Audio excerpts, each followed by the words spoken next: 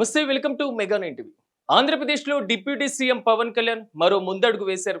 ఈసారి మత్స్యకారుల సమస్యలను తీర్చే దిశగా అడుగులు వేస్తుందని పవన్ కళ్యాణ్ అన్నారు. ఇందుకోసం 100 రోజుల ప్రణాళికలను అమలు చేసేందుకు మార్గసూచిని తీసుకురాబోతున్నారు. అందులో ఎలాంటి అంశాలు ఉన్నాయి, ఏ విధంగా డెవలప్మెంట్ ఉంది అనేది ఈ స్టోరీలో తెలుసుకుందాం.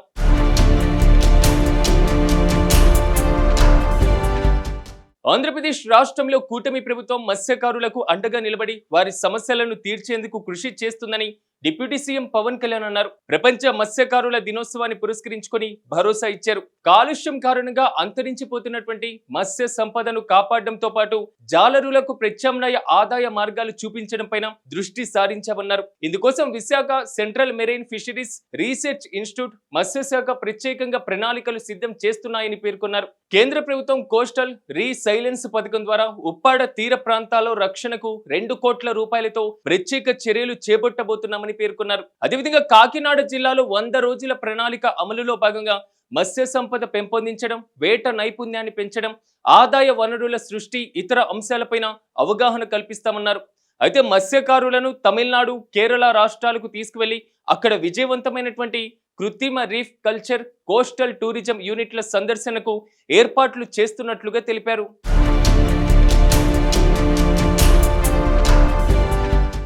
ఇటీవలే కాకినాడలో జరిగినటువంటి సమావేశంలో మత్స్య సంపద తగ్గిపోవడం వల్ల సాంప్రదాయ వేట సాగించేటువంటి వారు ఇబ్బందులు పడుతున్న విషయాన్ని తెలియజేశారని, ఈ సమస్య పరిష్కారం పైన ఫోకస్ పెట్టామని పవన్ తెలిపారు.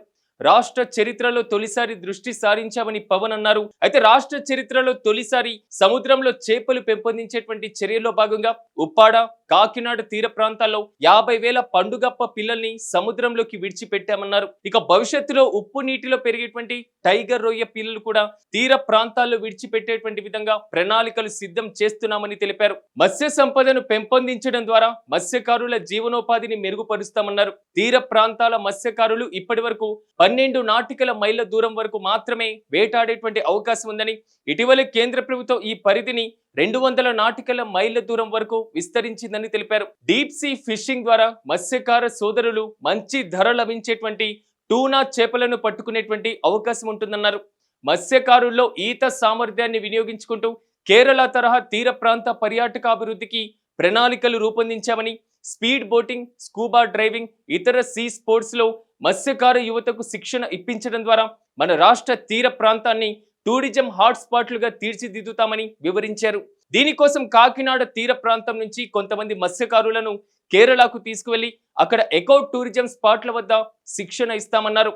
చెన్నై అర్బన్ సమీపంలో తిరువత్రియూర్ కుప్పం తీరంలో విజయవంతంగా నిర్వహిస్తున్నటువంటి కృత్రిమ రీఫ్ కల్చర్ సందర్శనకు ఏర్పాట్లు చేస్తున్నట్లుగా తెలిపారు. ఇందుకోసం కనీసం 50 రకాల వాణిజ్య విలువలు కలిగినటువంటి చేపలను పెంచవచ్చని, తద్వారా 2 ఏళ్ల కాలంలో మత్స్యకారులకు 2 కోట్ల రూపాయల వరకు ఆదాయం వస్తుందని తెలిపారు. ఇక డిసెంబర్ 2వ వారంలో కాకినాడ, ఉప్పాడ తీర ప్రాంతాలకు చెందినటువంటి మత్స్యకారులను తమిళనాడు, కేరళ రాష్ట్రాల సందర్శనకు పంపించేటువంటి ఏర్పాట్లు చేస్తున్నట్లుగా తెలిపారు పవన్ కళ్యాణ్.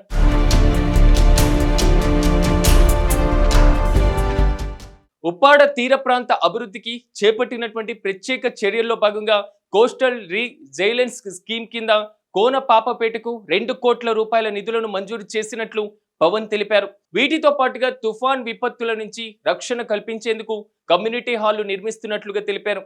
ఈ కమ్యూనిటీ హాల్స్ లో ఆర్ఓ వాటర్ ప్లాంట్లు, చేపలు ఎండబెట్టుకునేందుకు వీలుగా 3 ఫిష్ డ్రైయింగ్ ప్లాట్ఫామ్లను నిర్మిస్తామన్నారు.